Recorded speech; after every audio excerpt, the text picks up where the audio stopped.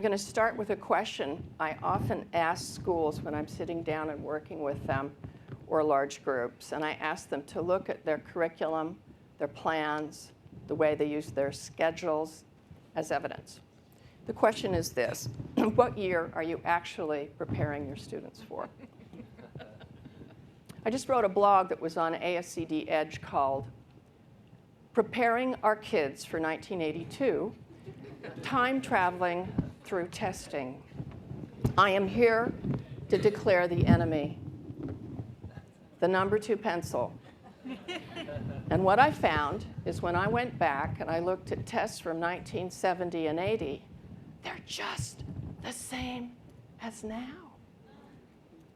So if you actually look at your curriculum, with the exception of a few amazing people, some of whom we've just seen, Brian, Gary, John, Marie, I have to tell you that most schools, I think, are preparing kids for 1991. And if you are, then you should change your mission statement and be honest. We're preparing you for 1991 because we were happier then. So what's changed? This is the class of 2026. So whatever we're doing now is to prepare our learners for 5, 10, 15 years from now. And in my work on curriculum mapping, I started to notice some painful things. I noticed that early childhood teachers were not studying television literacy, even though it's infinitely more of a force than print. I noticed that high schools around this country never require, I said require, that at least once or twice students read and write a screenplay. That's last century's genre. I started to take a look at this, and it intrigued me. And so my work today focuses primarily on these 3 ideas. Because what I try to do when I work with schools is to help them find models and steps. And I'm very intrigued with what has been referred to before as new pedagogies. We have a new kind of learner. We need to make a new type of classroom. So one idea that is doable, that is workable, are strategic replacements. I call them upgrades. This is something anyone could do Monday. It's taking a dated practice and replacing it with a new one. So instead of the oral report, which I think is the low point of civilization, we replace it with some of the things we just saw, a video podcast. I think there's a myth out there that people think teachers are really resistant to this. I don't think they are at all. I think they just want to know how to do it and where to start.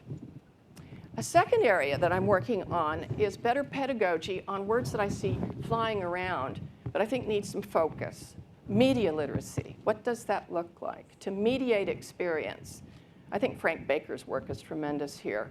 The fact the cameraman holds a camera a certain way determines what I see.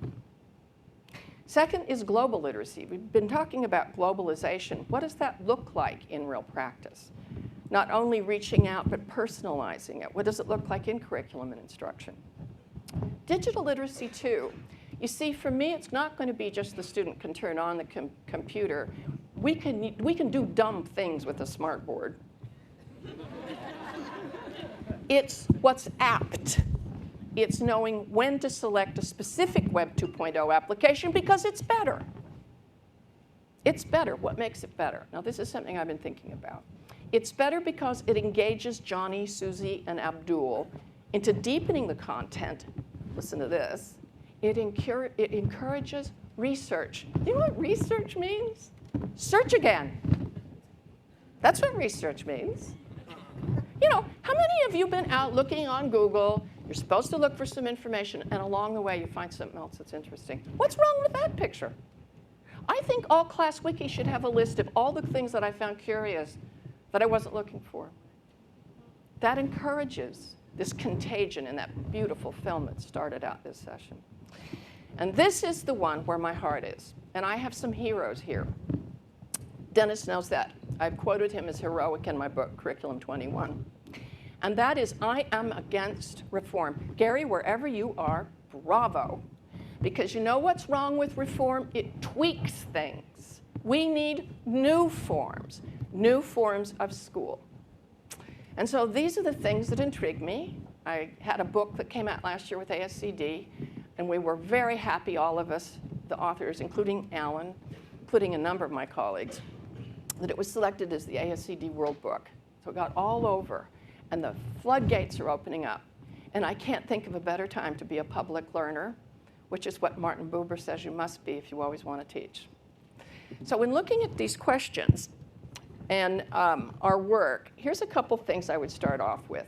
If our students are in fact processing information differently, as Steve Wilmarth talks about, that they understand that social production democratizes learning, if they understand the value of a social network, if they understand that there's a wide ways of expressing themselves through media, that most learning is in fact not linear, then that means we need new types of teachers.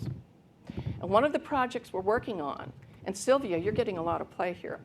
Sylvia Tolosano works with our Curriculum 21 team. I am honored to have her on our team. And we have started a project where we have a new channel where we are featuring teachers. And I'm going to tell you who I want you to interview. I want you to interview Brian. I want to get that guy on. Because we think out there are subversives in the system who are starting to unearth and upgrade in their own classrooms, and those practices need to be shared. We need to be a new kind of teacher. So in looking at upgrades, I get very specific here. And I think as a curriculum person, and I've worked on curriculum my entire career, there's basic elements in curriculum. There's the content, the what you teach. Oh my gosh, that's really dated. In fact, I was joking with my husband one day. I handed him the New York Times off the driveway, and I said, hey, how's last night's news? Did you hear what I said? Yes. That means every textbook in every school that's in paper is dated. So if you're nostalgic for last night's headlines, bring it out. That's terrific. I'd love to see the social studies textbooks all over America in their treatment of the Middle East. That will be interesting. Or try science. So first of all, content gets dated because it constantly is growing. Skills get dated, where we're using old-time skills instead of modernizing them. Sometimes people say, but kids need to know how to read. Of course they need to know how to read, but if a kid can't read, they can't read a computer screen. I just think that with some of these newer tools, they're more motivated, more engaged, and I do think there are newer skills. But this is the one that I really want to focus on right now with you because I'm intrigued with this, and that's assessment. Because how many of you would agree assessment does drive in the reality of most schools? Okay, so I bring back my friend. Now, this is where I'm starting to think about a class, and you saw this with Alan. Now, here's my point here, and this is Sylvia's class. It's her school in Florida. You see, to me, this is equivalent to a concert. See, if I go to a music department, they're going to have drill and practice. Sure, they're going to have rehearsal. And on occasion, there's an authentic performance where you get to be the thing. Is that true? And the teacher's on the sideline.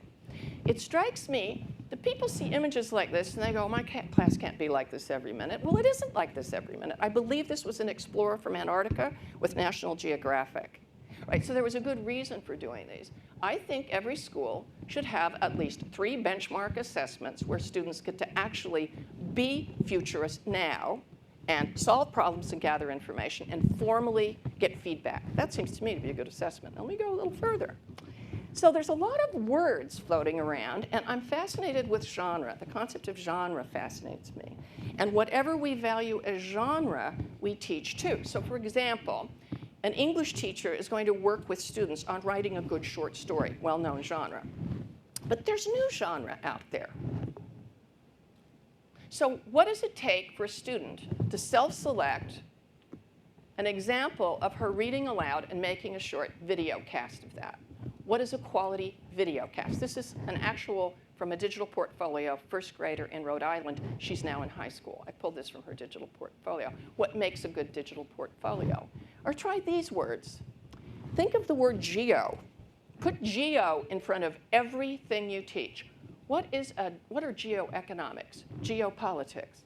What's a geo-essay? There's new ways of upgrading the very genre that we teach. Or try this one. We have here your tour, your plan, your work. In fact, Brian was part of this. Don't you think it might be an interesting assessment for students to design a project that globalize, and that's the assessment, that they design it. We give them feedback on it formally, as opposed to this is cool, this is enrichment. No, I think this should be the target. And I even get more specific because I think we need to refine and have students develop rubrics on what does a quality blog look like. There are blogs and there are blogs. Who knows what I'm saying? We aren't doing enough on this. And it'll get treated more seriously if we do this. And right now, I'm doing a lot of work on core, Common Core. How many of you are aware of that? I think the Common Core is an opportunity to start to modernize curriculum. I really do. Look at informational texts. Students have to create a quality blog to meet that standard. Let's infiltrate the system and actually improve it. Or what is a quality podcast? Compare them. Let kids listen to them. Let them listen to other student ones. Not just make a wiki, but what makes a quality wiki when it gets used. And for me, this is a big one. You know, I have a lot of teachers who will say to me, oh, tweets and tweets. They don't know the difference. Talk to the people in this room about the tweets and the people they follow. I had an idea that for an assessment, I might ask a group of fifth graders, I want you to design a series of tweets that you think Benjamin Franklin could have given out the night that the British arrived and who he should send them to. I'm not joking. I would rather have kids make a Facebook page on Julius Caesar than have them write an essay. Look at all the learning that goes on. His social networks, some of which didn't work out so well, or his wall, his profile, calendar, get out of town in March, those kinds of things. But the point here is on an essay writing day, I'm convinced that that student who will have owned the learning, as Alan mentions, is going to have a heck of a lot more to say because they've researched it, because the forms themselves need to be studied. And now my favorite.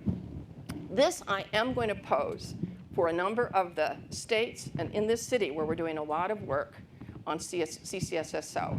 I think every student should design an app. I can't think of a more practical or challenging way to see if students could solve a specific problem, get it out there, and make a difference to help people. Or don't. Instead, do the questions at the end of chapter 2. That really knocks their socks off. So the idea is we have all of these new forms out here, but I think as educators, we need to refine them. We need to have our students engage in what makes quality in order to improve the work. And that, I believe, is a solid way to begin to improve policy too. In finishing up, this is where my heart is right now. I'm intrigued with the idea of upgrading, meaning one move at a time. Every teacher agrees to make one change in one unit, formally in a faculty. But this is where it's at, new school versions. And in examining this work, I think there are 4 structures that have everything to do with teaching and learning. And in fact, most of them, as has been alluded to, are in fact 19th century, not even 20th. Your schedule, both long-term and short-term. It is why I'm against graduation. I'm totally against it. We're handing out diplomas to kids, and then they have to have remedial courses. What's this 12th grade thing we do? Why do we group kids that way? Some kids, if they had another 2 years, the rest of their lives would be better. Some kids are ready for college at 16. And by the way, college needs to take a hard look at this, too. There's length of year, but there's also, do kids have to come to school every day?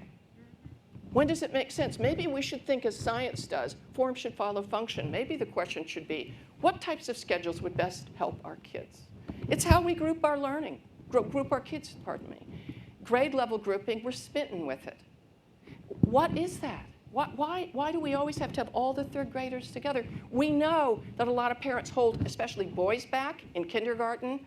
Who knows what I'm saying here? So by 3rd grade, you have boys that are like this because we're trying to beat the system. How we are grouped is really hurting us. I believe very strongly that the siloing of high school departments is so dangerous. People meet together all the time. That's all they see. They dress alike. It's scary. Okay. The other thing in elementary, instead of having people group intelligently as opposed to just by habit, we all go to too many meetings. We should only meet with the people we need to solve particular problems. And the last, space, both virtual space and physical space.